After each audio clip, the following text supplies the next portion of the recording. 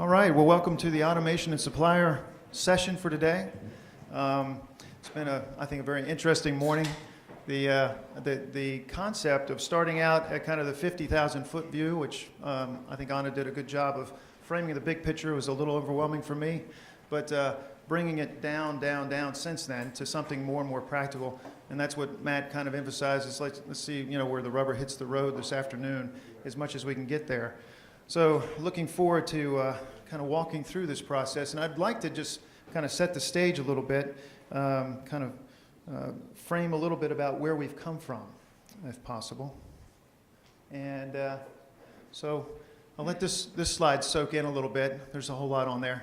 But back in the day, let's say back in the mid-90s, if anybody remembers how this worked, but basically up in the upper left corner, we've got customers that want books, publishers that want to buy something, and they submit orders to you guys to make it. And you remember that guy that book printers used to have, like all these strippers on their payroll? Anybody remember that? Does anybody? And Jim doesn't remember. He was too young. Does anybody not remember what the strippers were? Does anybody here? Does everybody know that film process is? So we don't have any millennials here? Okay. All right, good. I'm trying to make sure you guys are awake back there, but you've been around long. All right. But, think about the amount of the workflow on that front end coming around to the point where you then release to the shop floor, you create the plates, you get the images ready to run, and then it goes into finishing department, and you ship. What's interesting to think about is the money. That's one thing I'd like to really try to highlight, is that, we're in business, and we're in business to make money. Back in the day, when you'd get an order for like 20,000 books, it was a little easier to make money, I think. Is that a true statement back in then? So again, let's just say it took 100 hours, and let's just say that you got $50,000. Contribution per hour is $500 an hour. If you fast forward to what we're dealing with today, somebody wants to buy 200 books, and they want it to be personalized, right? I don't want 200 of the same books. I want to have like a note in the front of every one of those books to the person that's going to get mailed to. So that customer experience, thanks to the internet, and that's been around for a while, but what's really changed is that whole pre-press process, thanks to technology, has changed drastically. I'm sure you all have been in those pre-press rooms that were probably the size of this room. They used to be full of people doing pre-press, and they're all empty now. And there's nobody touching those files, hopefully, unless they've got some issues. Every once in a while. Every once in a while a file comes and you got to touch it. And I actually would like to just pause for a second and say congratulations to the manufacturers that are in this room today who are still here, because a tremendous amount of change has happened over a very short amount of time to go from the process we did back in the 90s, which does seem like a blink of the eye. Kent was just talking about the 2000 scare, of everything was going to end in the year 2000. It was 20 years ago. But in 20 years, this has changed drastically, right? I think one thing that clearly has changed as well is the workflows. I call them manufacturing workflows. Because usually in printing, when people talk workflows, it's almost always the front-end workflows.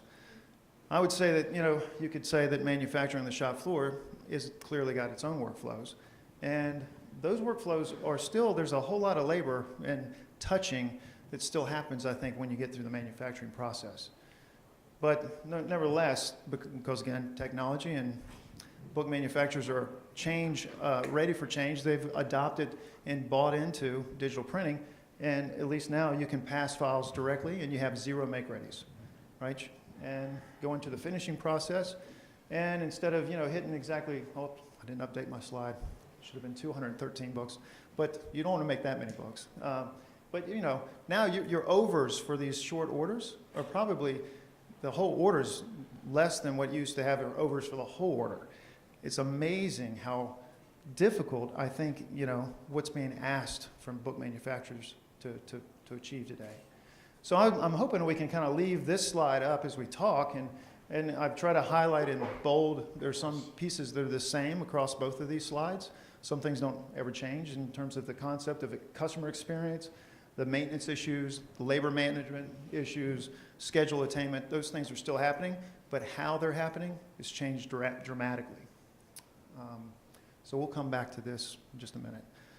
As far as, and then I don't want to forget this. The concept of that $50,000 now takes 133 hours to produce. So you have to do all this, and the ability to actually make money doing it is not as easy as it used to be. So other than that, no, it's definitely a challenge. So as far as our panel members go, I'm very happy to have this wonderful group here today. Jim Kaeli, Muller Martini, thank you. Rob Raus with HP. Scott with the Solema, and Paul with Standard Finishing. And what we really want to try to do, again, is to try to bring this back to very specific examples that we're seeing as suppliers in industry, that what have we seen work with what we've heard this morning as real examples of what this technology is doing. So we talked, Rob, about starting out, Bob, starting out with you talking about one of the examples in the cookbook example that you have. Sure, so thanks. So Bob Raus with HP, great to be here, first timer, really appreciate it. Thank you. So, yeah, we see things changing, of course. We're facilitating some of the change, but we're trying to keep up as well. In a lot of ways, being part of HP is a much larger company and so on. We're fortunate to have people focusing on lots of different areas. So one of the things is being able to bring orders in from the internet, of course, pre-batch, pre-fix, create files, etc. One of the most amazing examples that we came across and we're fortunate to be part of was something called the Tasty Cookbook. It was about a year and a half ago, and the beginning of our cloud-based platform that we were looking for early adopters. There's a customer in Boston that basically came to us and said, okay, BuzzFeed has come to us. Now BuzzFeed, probably most people know as a social media company, but BuzzFeed owns the Tasty Cooking channel. And the Tasty Cooking channel has a lot of followers, a lot of people that have been asking them for years and years and years for cookbooks. Hey guys, I need a cookbook. All these amazing recipes. And they're like, oh great, go to our website. No, I need a cookbook that I can put on my counter, flip through, follow along, make check marks, get a little dirty with flour, tomato paste, or whatever, and make these amazing recipes. So Tasty, got their act together, and within a period of, I believe, about 12 weeks, they actually created a website, they designed the content, and they were looking for a manufacturer. And so they went to many different manufacturers, and the big challenge they found actually was not necessarily the printing, but the binding. Because each one of these is orderable from a mobile app. You can select different chapters and content within each chapter. So I like these kind of appetizers and those kind of desserts. I like fish, but I don't like chicken, and da-da-da. Okay, so on the mobile app, order, submit. Okay. Through the BuzzFeed systems, it lands at the manufacturer. So the manufacturer came to us and said, so we've signed up with this contract, and they're kind of estimating probably 5,000 books between, let's say, mid-November to Christmas. And so we've signed up, and we're struggling, and so we were able to help them with the workflow. Okay. Fast forward. It launches. On day 3, they have 90,000 orders because it went viral, big time. And so, they contacted us, and they said, yeah, we got a challenge. And we said, all right, what's going on? They said, well, we got 90,000 orders. And we said, okay. So first thing we did is we went to the cloud and said, gosh, are there 90,000 orders there? And sure enough, there were. Good news. And the system scaled perfectly.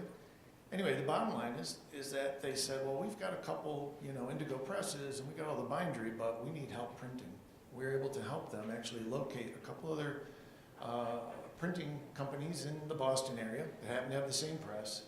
And so they were able to route the jobs, and they were just shipping in pallets of printed sheets. And then they were binding. Bottom line, they did 100,000 orders, all of one, because each book, by the way, can be personalized with a message, etc. And so anyway, quantity of one, 100,000 orders in 7 weeks. It's pretty amazing. Yeah, no, that's incredible. Just something, I mean, honestly, I'm not sure if anybody else certainly developed systems on their own, but HP could have never done that 5 years ago. No. And again, one of the things that I thought about this morning is the concept of digitize everything. Again, based on where we've come in the last 20 years, I think book manufacturers are very used to digitizing. But one concept that I think is very important to highlight is the importance of the cloud with Industry 4.0. Because what we've done traditionally the last 20 years has mostly been inside the 4 walls of our own manufacturing environment. But what you just said was the cloud, and if they had done those with servers on site, would they have been able to do it? Honestly, they came to us and they said, gosh, we were developing it ourselves and we ran into a roadblock, so we need your help. And we said, okay, how about this? And they started using it. After it was all done and said, they said, there's no way we could have done this. The problem is BuzzFeed was too successful. And even if we, scaled it and brought in 5 servers or 3 servers or 10 servers or something, they said, there's no way we could have done 90,000 orders. It would have just crashed, melted down, and we would have been done. Well, I'm sure customers would have not kept coming back to try to get their cookbooks, as an example. So, Jim, you've finishing 4.0, the Muller Martini's talked about. If you can speak to that and maybe give us an example. Sure. So, pre-Drupa 2016, I have to give our executive team a lot of credit because they've been paying attention to Industry 4.0 and translated how we approach solutions design with what we call finishing 4.0. So we kind of stole the industry, changed it to finishing, because that's what we do. We're a finishing solutions provider. And we look at 5 categories, and you can read them up there. When we work on a solution, we expect that some of them, not necessarily all of them, will embody some of these solutions, whether it's hybrid systems, because sometimes our customers want us to produce both offset and digital work on our same piece of equipment. There's a move toward touchless to take away the individual touches so that you eliminate human interaction with the manufacturing process, and on and on and on. Those 5 factors are critical and central to how we develop our solutions going forward. And whether it's a perfect binder, a saddle stitcher, newspaper mailroom finishing system, a trimmer, a case inline, it really doesn't matter. All of them embody these various factors. So the example I'd like to share with you is a current project that we're working on, me and my team, with a large book manufacturer here stateside. They are both offset and digital. They have a large digital footprint and also a very large offset footprint, but they wanted to automate the manufacture of their hardcover books.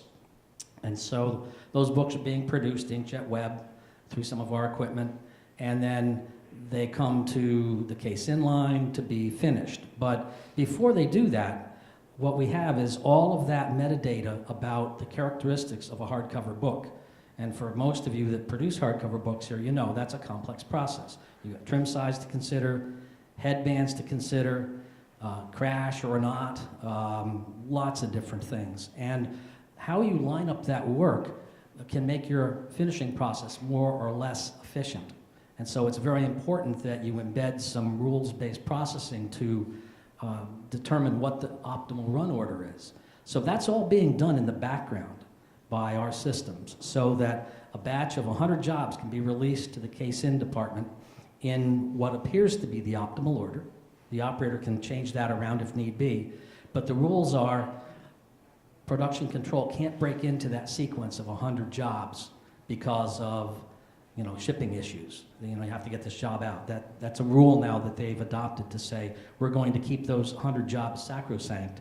So now we can run them in the most optimal order, because what happens is if it's in the optimal order and you don't break in with this oddball job over here, you actually get the work done more quickly than if you'd not intervened. So that's a project that will be implemented over the summertime here this year. And I will say that one of the things we found with Finishing 4.0 with this work is that you have to be deeply involved with many of the parts of your customer's organization, whether it's IT, the manufacturing floor, scheduling, even HR.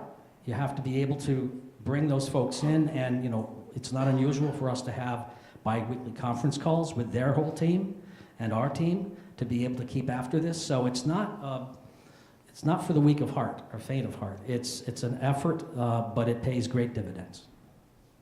And one of the things that I'm thankful for is I get the opportunity to get into some different plants and see what happens. And it's interesting to see the problem that I think that project's highlighting, and maybe others that are trying to do short run, is that as you're getting a batch of these books, I'm assuming you're grouping them by size, for example, to go to the, what is the primary grouping that you're doing? Size is Yep, you're on. Size is one, but it can be if there's common headband color. Sometimes size can change over more quickly than changing a headband. Okay. Okay, it might take a few more minutes to change from a red headband to a white headband. So you have to consider all of those things. So one of the challenges that I've seen is in that workflow is that if you are trying to get close to in line with the press, and are you going to try to actually do that in line, or is there going to buffer that? No, there will be a buffer because the press is producing in the order that it sees most efficiently for that same batch of work, and that will be roll width and paper stock and all that type of stuff. Whereas that could be a different run order for those 100 jobs when it comes to finishing. Yeah. The other thing I want to mention is that for those 100 jobs, we now display those jobs in queue. We look at the point where an operator will need to intervene. We're using some AI-based rules in that logic to say, okay, you can run with the same trimmer setup for the next 3 jobs, but after that you're going to have to change the cassette. Or you can run these next 2 jobs, but then you're going to have to change a headband color. So then you don't wait until the end of the job and say, oh crap, I got to go find red headbands. That can be done for them ahead of time so that the operation remains efficient and you eliminate those extra steps. Yeah. And just to make, hopefully is this discussion resonating with you all for us to get deeper into these details? Because one of the other challenges is that, I then scrap one of those books. And if someone's only ordering, 4 books and I scrap one, I've got to go back and print it again, and I got to keep those other 3 somewhere. The logistics of keeping track of all that is the other big challenge. And is there somebody, Solema, you guys are doing stuff, standard, who's keeping up with the logistics of these books and where they are? Are you guys doing that, Muller Martini, or? On the print side we are, because our equipment is tied into the press.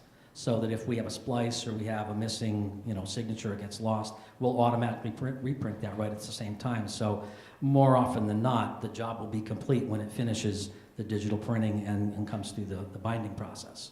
But then, if you do spoil 20 books in the case in or something else, then you might have to go back. Mm-hmm. But that doesn't happen very often.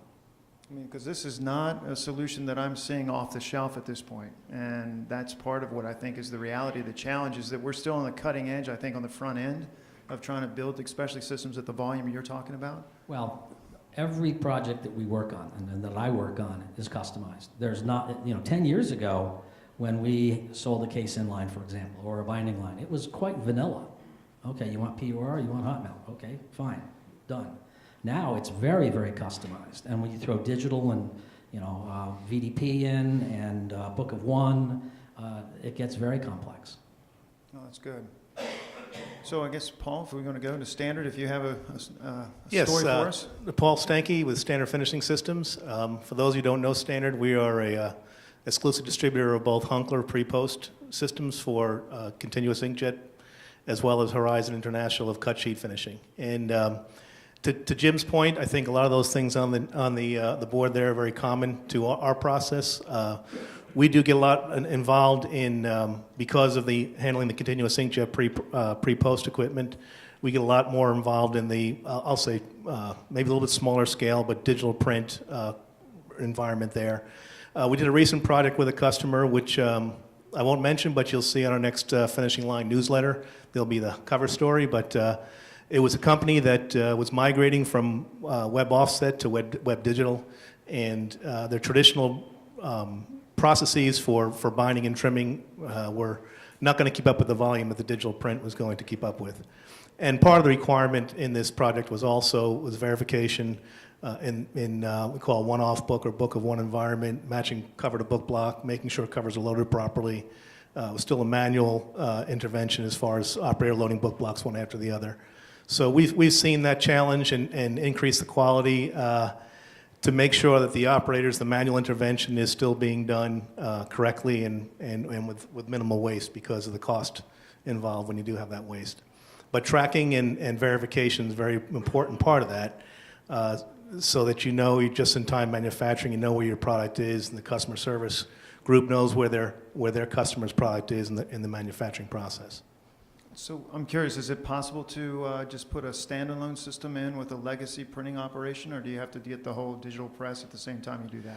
No, we exist in environments where there's legacy and newer technology. When you're dealing with offset and digital, how you track that's a little bit different from process to process. But in the digital environments, we've seen it become more critical with being able to track and understand where your product is and making sure the variable information is matching properly in the book block to cover in the perfect bonding, for example. And you use barcoding for that?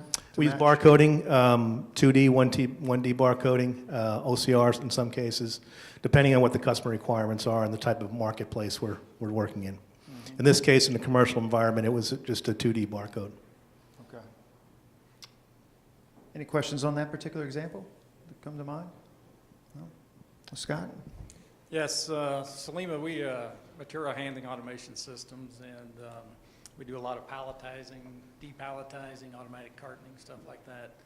We got thrust with a project just before Drupa 2016 with a company that did large volume commercial printer.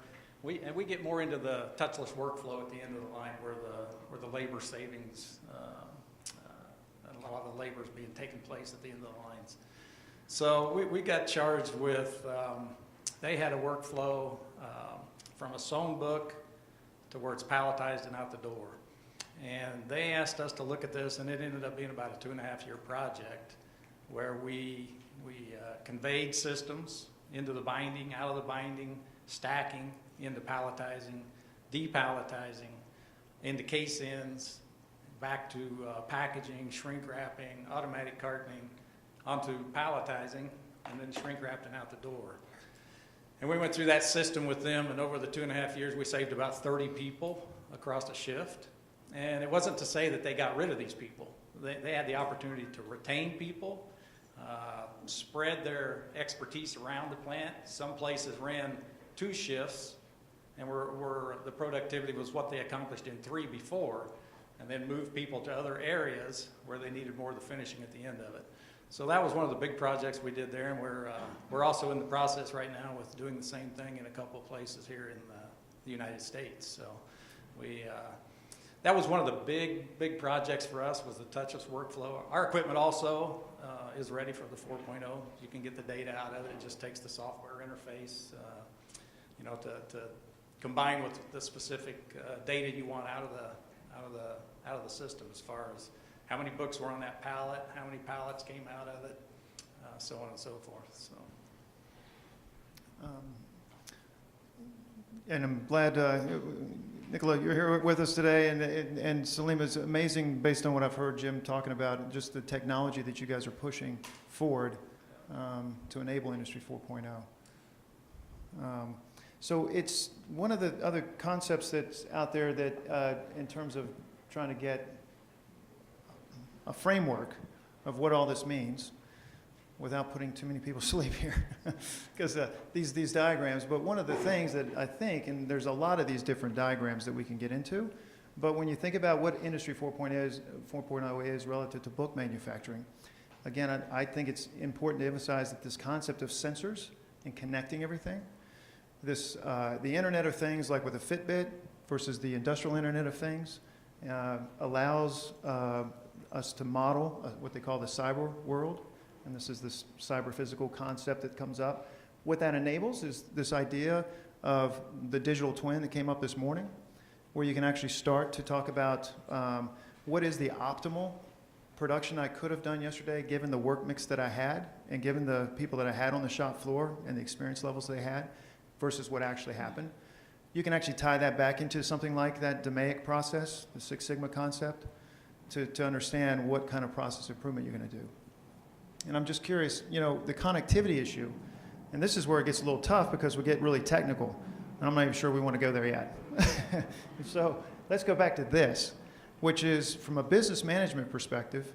You know, when you look at what CEOs are looking for this industrial Internet of Things, the biggest opportunity is cost reduction. The other one is supply chain responsiveness, and then you get into asset optimization. I think part of that is maintenance. What I'm curious about from the panel is that maintenance and predictive maintenance, given that you all are all manufacturing equipment, are there examples that come to mind of how artificial intelligence is actually being applied today for maintenance on your equipment? Jim, you want to start? I would say that's the next frontier for us. I spent a number of years at R.R. Donnelly, and some of you know that, and was in the maintenance department where we had very strong predictive maintenance in the plants themselves.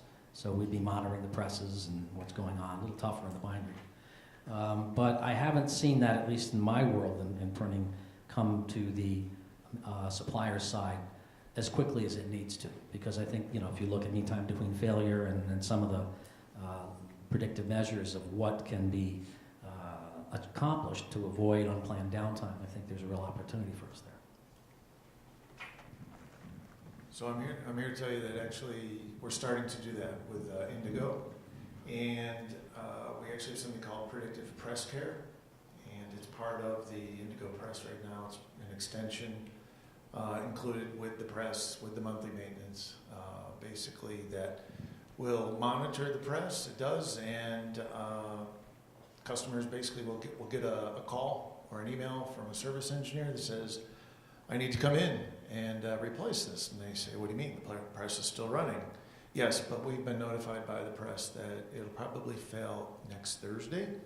And so we need to schedule that. Now, we've got a week or so. We don't have to wait till you're down. Let's schedule it when it's convenient and get it done. Now, I'm not going to say it's perfect right now. We're in the very early beginnings, but we are doing that now with about 200 parts on the Indigo presses. Wow. Any other examples? We're just starting that at the factory for ourselves at this point, to start to monitor when we get parts that are shipped out, what kind of failure, so that we're in the very early stages of doing that, but we see that as something we need also to move us forward technologically as we develop more and more equipment for the book manufacturers in their plants. So it's something that Luca is working on right now at the factory to see where we need to go for the next step for that. Yes, we just introduced at Hunkler Innovation Days back in earlier this year was a product that they developed with their new Gen 8 platform called Remote Assist. And while the Remote Assist, similar to what Bob mentioned, that it gives alerts to upcoming maintenance checks or predictive maintenance checks, not necessarily failures, but needs of attention.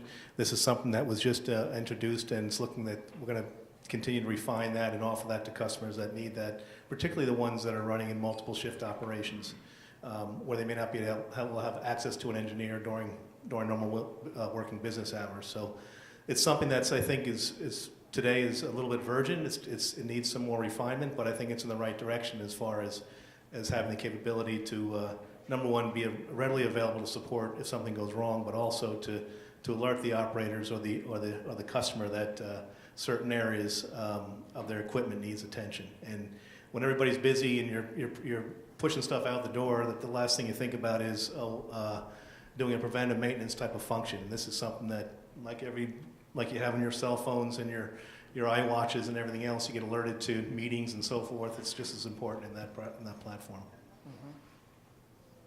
Yeah, it's, if we go back to this, there we go. If we go back to this, just to kind of get our heads into this, hopefully this helps to kind of look at the overall picture. What you just highlighted, I've got a question. For people that are out there right now, is the skilled labor issue going on, that labor management on the shop floor, whether it's maintenance supervisors or lead operators, I'm talking about skilled workers. Is that a pretty common problem across everybody? It's almost rhetorical. I know it is. So what's interesting, I think, today is to try to get through my mind what is the difference between what we've been doing, which is trying to, automate, use different, training programs and whatnot, using different technology like we got in the pre-press with computer-to-plate technology. What's the difference between what we've been doing in this industry versus this new Industry 4.0, especially from Anna's perspective?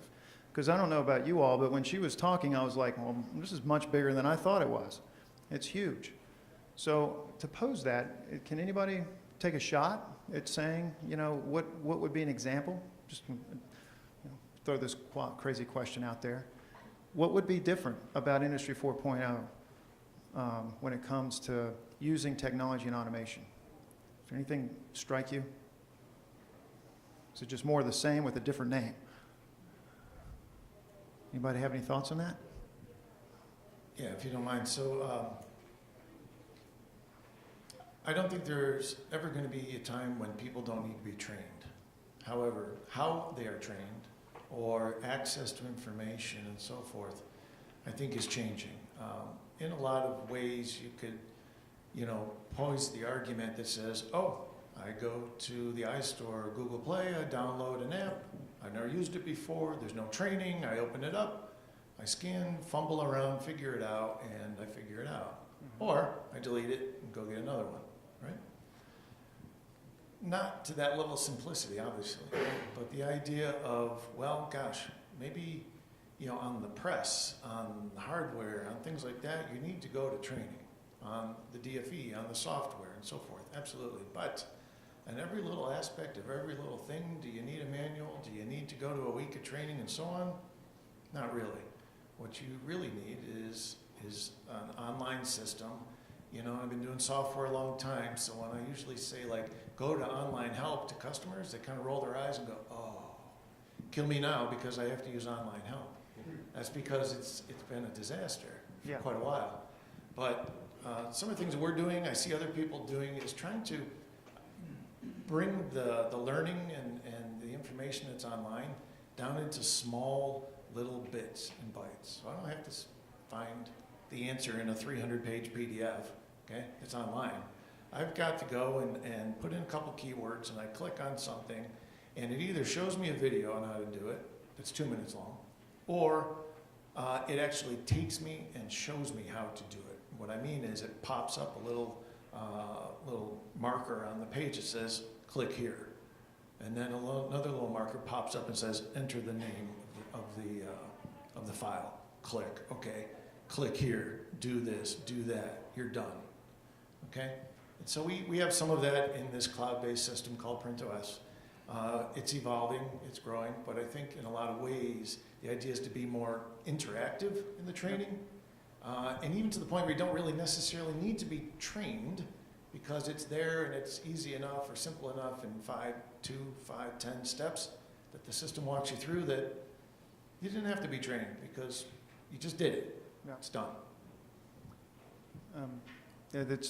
So has anybody ever seen an example of Google Glass or Microsoft? Is it HoloLens? Has anybody seen that? So basically the augmented reality. And just as an interesting side note, we launched Google Glass at Drupa 2016, and now we're coming back with a different version. Okay. The idea was that someone on a shop floor would put those on, and then someone remotely trying to assist them would see what they were seeing without that person having to try and describe it. Yeah. And then with that technology, you can project onto what looks like a 50-inch screen right in front of you, or whatever size screen you want to put in front of somebody, and basically give them directions about where they should be working and which they should be doing next. It's an amazing technology. If you ever it's Microsoft's technology which matches Google Glass is like HoloLens. And if you watch that YouTube video, you'll see a guy sitting in his TV room, and he's put this thing on, and he's got basically a 65-inch TV right over here watching the sports. He's got like a 50-inch TV sitting over here watching a movie. And he's like, there will never be a need to buy another big screen TV once you buy this technology. Because it basically looks like the TV is sitting right there just like that is. So that technology is definitely a good example. of what this is going to transform, I think, by closing the loop with knowledge people sitting somewhere remote as a coach that's helping someone see what they see and coach them in the right direction, which is incredible. But back to labor. That's an example that comes to mind that is one thing that hits me that you could use potentially, and this just came up recently. Does anybody know about this management by managing for daily improvement, MDI? Has anybody heard of that term? Good, good. That's a good one to jot down. It looks like it's got some potential. But it's basically taking the concept of visual factory. And again, what we talked about in the last panel is trying to connect and get as much information connected and collected on the shop floor with industry, with the IoT concept. So think about this for a second. It's an interesting idea is that when you come in to a plant, and I was just at a big plant last week, highly motivated supervisor, relatively young guy, who was very inquisitive and understood all the machines. And you realize that when they're making the rounds to try to understand how to get more out or figure out what happened last night, they're talking with an operator that might not be, troubleshooting is not their strength, for example. If you can envision this concept of Industry 4.0, you collect data on third shift, on every shift. If you can also record that data in the context of what the job was on that machine that operator was running, then machine learning and artificial intelligence will start to allow you, for this system, this AI, to appreciate subtle things that happened on third shift last night that would answer questions that an astute supervisor or an area manager would want to get an answer to. You combine that with the operator that's had experience for years on that machine, and with those two things combined, it's a much higher experience in terms of how can I get more output, more throughput. Understand, is this a mechanical problem, or is this the kind of paper that we need to change? Does that resonate as an example of Industry 4.0? Or something that would be different? I'm curious if there's anything else that on this flow that, relative to the discussions today, that you guys would want to comment on, or if there's a particular area where people are saying that there's more opportunity for Industry 4.0. Oh, yes, you do. No one would hear me otherwise. So one of the things that strikes me in both of these panels, discussions, is the absence of conversation about the first block that you have for customers. So you're moving from printing and binding for inventory to printing and binding to order. And it's just not going to scale if the data has to be essentially massaged every time it comes in. You know, there are no standards right now, I mean, that people are following in that first component. I'm just wondering, what is it that the industry should be doing to, I mean, and for that matter, what should BMI or BISG be doing to kind of tackle that problem? Can you answer that? He opened the door. So Brian is actually executive director for BISG, and you know, I think XBits is that XML format that's been discussed. That and is anybody here using that right now? XBits, that publishers are sending XML files in to manufacture the books. I thought Webcom was going to do that.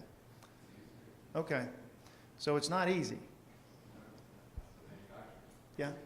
So, anybody familiar with what the front end is doing to automate that more? So the front end is definitely kind of the, I'll call it the next frontier, right? And there's a challenge there because publishers and, you know, different companies and content developers and creators and so on, they're all successful, or they're trying to be successful, and they all have their own way of doing things and different processes. The key is really just to have what you're saying is that defined interface, right? And today, what we've based on and standardized on is an open source that's called JSON data streams. I'd like to learn more about XBits for sure. And but the other thing that we do is we take all of our APIs, and for those, I hope everybody knows an API, application programming interface. But we have a website that's free and available. You go to, and everything's there. It's documented. You can research it. You do need a coder, a software person on your team. It's going to be, and it is a requirement. Okay, this isn't just going to be plug and play. Gee, gosh, I went and I downloaded, Microsoft book manufacturer, and now everything's perfect. No. So, yeah, because everybody's different. And so the idea, I think, is just having the interfaces. And like he said, every project is customized. Our interface isn't customized, but the implementation of it is sometimes. But it's really more training the publisher, the manufacturer, the social media company, and so forth, how to get a job in. And then once it's set up, you're done for that job. Then there's another job, and another job, and another job, for sure. Mm-hmm. But I call these input channels, different ways to get jobs in. Websites, MIS, direct feed from brands, publishers, and so on. So yeah, it's an ongoing project and challenge, but once you got it set up, it's going to automate, it's going to batch, you're going to gain efficiencies and track through production and ship. Any other comments on that part? Well, I just might add that I think JDF everybody's pretty familiar with. That's been talked about for a couple of decades now, I guess. Yeah. We've seen probably in the last couple of years the questions and the inquiry and the involvement that some of our customers are getting more and more involved in JDF and want to learn more about it. And I don't know if it's because JDF maybe was a little way ahead of its time when it was introduced back in Drupa 2000, I think is when it was first talked about. And now it's finally coming to fruition where it actually does have, where more manufacturers are, even though they have their different ways of what they look at in JDF, but they're really implementing it more. And I think that the customers are starting to recognize that is a possible solution to streamline the manufacturing process and remove some errors. But the JDF information for whatever finishing process you're doing is obviously varies from one to the next, but we've definitely seen an increase to a point of several years ago. We've hired a person full-time just to work with that in our company. So that's how much it's increased as far as the market's demanding. And I think that's a reality of one of the challenges of getting this technology to come together is the standards are. There's an international standard, ISA 95, that's specific to shop floor and ERP integration that FlexMetrics has been following for 20 years. So when I saw JDF, I was like, oh, it's just another way of doing ISA 95. And the problem is it's very industry specific. And if printing could adopt more of an international standard, that might be more of a chance to sustain and how to get through that. But as far as making money, is there anything about what we heard this morning or what we heard with the last panel where people are having any questions specific about Industry 4.0 and how it could actually drive more revenue? Is that the OEMs could talk about what you would want to see? Or are you guys happy with everything you're getting so far? That'd be a good answer. If you don't mind, I'll just comment on that. Sure. It's one of the things in particular is, especially with the cloud, okay? There's nothing to buy. So that's a little scary because I don't own it. Gee, where is it? And I really like it to be on my server over there in the corner and I can kind of watch the lights blink and I know it's mine and I'm good. But on the other hand, you don't have to buy it. There's no capital outlay. You pay as you go. So if you have a really great month, you pay a little bit more. But each unit actually costs less, but you pay, it's a little bit more, but gosh, you build that into your business model. If you have a slow month, you pay less. And by the way, it's always updated, so there's no dot releases, no updates, upgrades, backups, virus definitions, new servers every 4 years because they're obsolete, and Microsoft operating systems that go end of support, and fill in the blank. That goes away. So what you do basically is you just focus on what you do. Mm-hmm. And you're outsourcing part of your infrastructure, but the infrastructure is scalable and reliable. And I tell people, gosh, they say, gosh, what happens if the internet goes down? And I'm like, gosh, you know, guys, if the internet goes down, we got a lot bigger problem than book manufacturing, okay? Because banks are running on the internet, and the government's running on the internet, and everything else, okay? It's a lot more than Netflix, okay? Yeah. So the infrastructure's there. Is it completely perfect? No. But the idea that there's redundancy and, you know, you're on a platform that scales, and if there's some disruption, it can be recovered within a couple minutes. Yeah. Done. Okay? Yeah. I mean, one example that, oh, go ahead, Jim. Yeah, Jay, I guess my question would be that I think Dr. Reese mentioned this morning that everybody's got aspiration versus execution. There's a huge gap. You know, we've kind of looked to, I think, vendors as book manufacturers to come up with solutions. We're kind of, I think, sitting out here thinking, what's the first step? I mean, I can go buy a machine from Solema or Muller or whoever, and that's going to help me in material handling, probably. But in terms of what you're talking about, I think we're really looking for what's that first step? You know, what can we do? So we don't end up in the 85% that don't do anything, but whatever the number was, 25% do something and 85 said that we're going to do something at the beginning of the year. I mean, that's, I think, the challenge. People just don't know how to get the ball rolling. That's where we're looking for help on, I think. Well, any ideas on a Industry 4.0 starter kit? I don't know if we could do that with a machine. One of the things that I see a real need for is for the folks of you that produce books, the manufacturers, the actives in this organization, to get out of your plants and get around to the extent that you can and see what the rest of the world is doing. Because there are a lot of examples out there of maybe not completely automation, but you can sit down with someone with whom you don't directly compete and have a good dialogue over dinner about how did you get started? Because if you go over to Europe, over to Japan, over in other parts of Asia, they're ahead of us in certain respects. We're ahead probably in digital because it all started over here, but they're ahead of us in many respects with automation and material handling. And there are great plants in Italy and in Germany that you can go see. And we've talked here about the possibility of maybe technology tours at the board where we take groups of people that maybe compete with one another today, but they go over and are looking for the next idea and talking with their counterparts in the industry with whom that doesn't represent a direct threat, a competitive threat.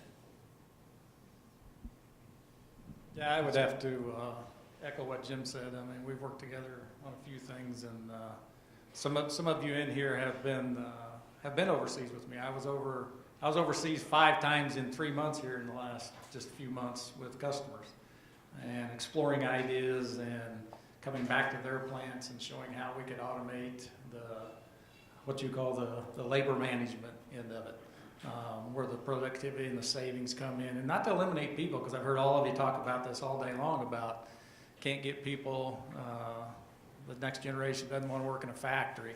And it's not about eliminating people, it's about spreading the knowledge I have and retaining the good people and retraining them to not only feel more valuable to the company, but also to get a value in their job where they're using their knowledge to look at the product while it's still being touchless through the workflow. Because there's so much now that seems like as it comes off the binding lines, the books are not just simply put in a box and gone anymore. They're taken to a different area where this customer wants this done to it, and this customer wants it flipped over and a label put here and a shrink wrapper here, many, many things. And so we've had to put together quite a few different, for a better word, a packaging process where this is taken off the line, not touched by human hands, maybe transported by a hoist, but we've also created cells, what we call cells, so that you can use the experienced personnel in the plant that he's watching maybe 3 or 4 machines that are then with conveying and elevating and being fed into different machines in a different area. But he's concentrating in this area and taking the place of 3 or 4 people that if they was placed all over the plant in different places. So we've seen a lot of that. A lot of people have seen things. It's opened up some ideas that we've done in places. And we're doing a lot of different things in the U.S. too. I don't mean to tout that it's all overseas by any means. But sometimes we're reluctant, as you know, to get people in and out of places so that they, competitors and things, sometimes it's difficult over here. But always welcome to, you know, our factory. We're always looking at the next thing. And like I said, in this touchless workflow, one of the big things for us was to not handle the book anymore for people, to try to move things around. And one of the big things for Solema right now is we rely on you guys as the book manufacturer also. What do you see as needed next? I mean, we're also moving from our layer palletizers and depalletizers and things to now the robotic arm, which we're going to be displaying at Drupa next year. So we're going to have something there for maybe it's not a long run, but it's something that is an intermediate run or a short run that can also help. So we'll be displaying that at Drupa next year also. So we're continually working on the next phase for us also. Yeah, I would just add, forgive me, a different perspective maybe, and that is, what can you do now? What should you do first? I would say, quite honestly, find younger people that love data and hire them. Okay? the key word is find them. I'm just saying that you need, I would say, in some ways, people that are a little bit younger, a little more hungrier, they grew up with a phone in their hand and they're not afraid to go surf and check and, gee, where's the manual? Forget the manual. They're clicking, they're on their way, they break something, they fix it. Okay? There's people right now, if you can find them, that are, for lack of a better term, the passionate data geeks and the folks that, you know, can come in and start asking questions and thinking differently. Based on what I've heard, it's hard to find those people. Well, I think 4.0 is the vehicle to attract those people. Absolutely. It's a chicken and an egg situation. The millennials don't want to work shift work, odd hours, on a machine for the next 20 years. We want to enhance those jobs and make them more technical, more advanced, make them pay more, and have fewer people. That's ultimately where we have to end up. And so finding those kind of people right now is very competitive.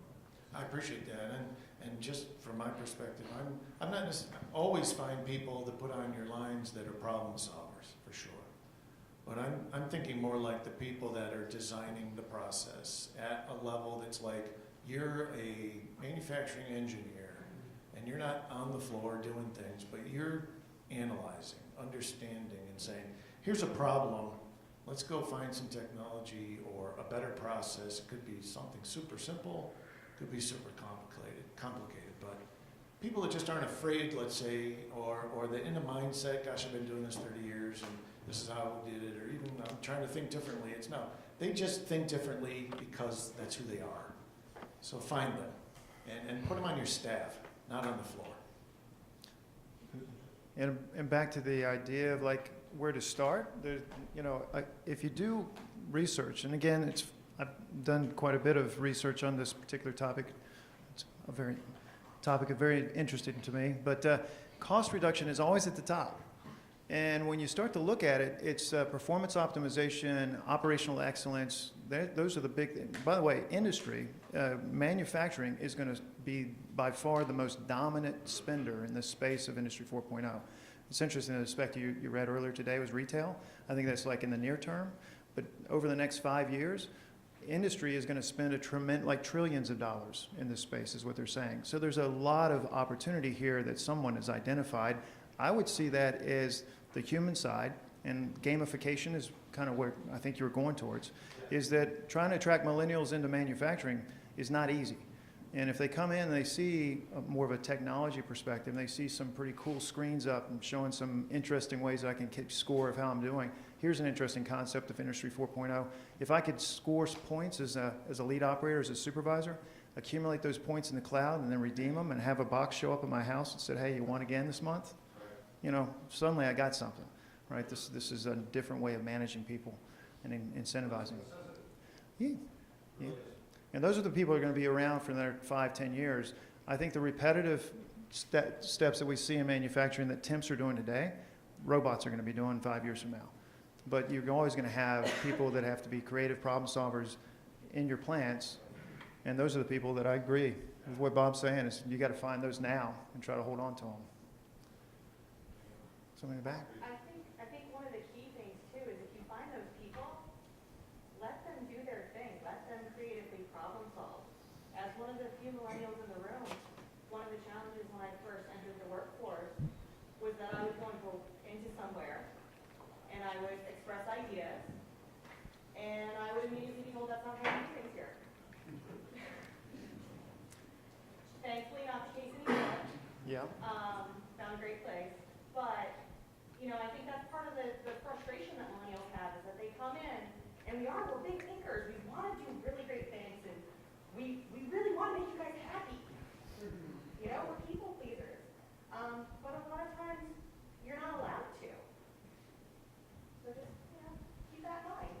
Yeah. And so again, that fancy word, the cyber physical systems, I hate that because it's so big of a concept. But the concept of having this technology combined with your team, and what I see at a lot of manufacturing plants is that it's still, you go in, and I'm talking large manufacturing plants, you can't see what's going on unless you get out and walk around on a football field-sized place and ask a lot of questions. And there's no visibility like a scorecard in front of people of saying, how's your day going? So that's a great place to start in my mind, is just start engaging people with this real-time information about how they're performing.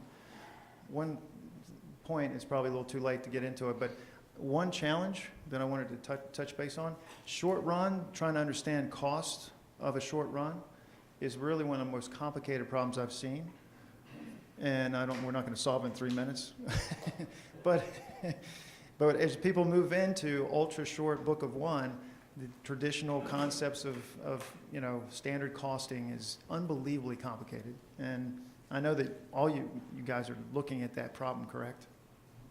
Is there anything you could say briefly about how that's? I just would like to add that you really have to look closely at the different areas of manufacture where the highest risk is and be very conscious of what that is, because that could be your biggest cost in book of one manufacturing. I agree. What I'll just tell you is that one of the things we're doing at HP is we have APIs. Right now we have about 9 different APIs in and out of the cloud. And they're all doing different things. One of them, the newest one, is basically getting job level data and details from the press, specifically. When did a job start? When did it finish? How many sheets, which stock, or how many linear feet of which stock were used? Good. How many impressions by color, or clicks by color? And by the way, which operator was on that press, and lots of other things as well. So pull that programmatically from the cloud 10 minutes after the job's done, or once a week, or whatever. And we make that available so people can put it in their MIS. And the MIS is where they turn it into dollars. We know that that press costs $300 an hour, labor, overhead rate. We know the click costs, and we know what that stock costs. And so we can start to calculate, actually, what did that job cost us, at least from the press perspective. Even if that job only ran 7 minutes? 7 minutes, absolutely. Okay. And the project that I spoke to earlier, a big component of that is application of a suite of products we refer to as Connex. And Connex has a number of different parts to it where you can manage jobs centrally through a work center, download the job parameters to a work center, whether it's a press, a binding line, a case-in line, and then report back up. And in this specific instance, the customer was making judgments without any really good data about what jobs to take, what those jobs cost, how did they price them out. One of the big drivers of this project was to get really good actionable data. Good. I think I'll add, in those cases too, they probably underestimate. No doubt, no doubt. Either they underestimate or they're looking in the wrong area. They say, you know what, my gut says the problem is here, but the data actually says it's there. And then they're kind of shocked, and it's like, oh, wait a minute, because we can do that as well. By the way, capital, cost, all that stuff, right? Just to emphasize the point. That API I just talked about to get press data, real time, all that good stuff, $20 a month per press. Oh, there you Done. go. That sounds like a good ROI. Yeah. Well, I want to thank the panel. Thank you guys very much and appreciate y'all's attention. Thank you all.